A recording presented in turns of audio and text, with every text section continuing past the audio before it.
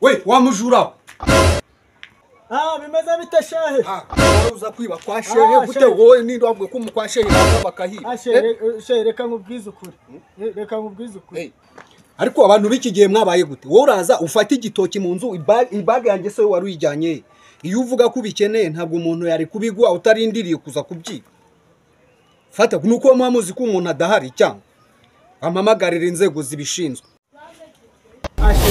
mbabarira iki gitoki ntago nari nyibye ahubwo nari ngiye kukiguhatira ngo ugiteke ugihatira inyuma y'urugo cyangwa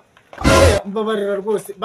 basi mbabarira ndakwinginze mbabarira sibyo kanze byawe mbyiga mbabarira rwose nuko nk'abantu nkatwe twamenye Imana bishare yanze byawe mbanze mbyiga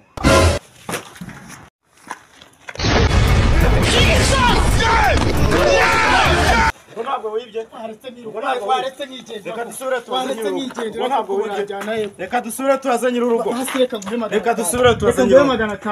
shehe uyu muntu uko asohotse iwawe nta kintu akwibye uretse nze mbanze turebe ariko se ubundi ko twari ko naringize yari yibye ariko se ubundi n'uyu nguyu kugira ibi ngibi dore n'ibyo yarasohokanye yagiye kujyana ubundi we wari ubijyanye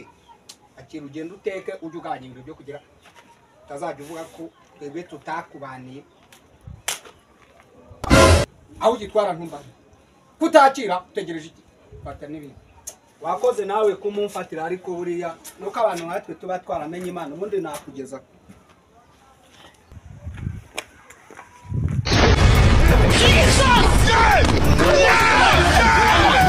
Jesus!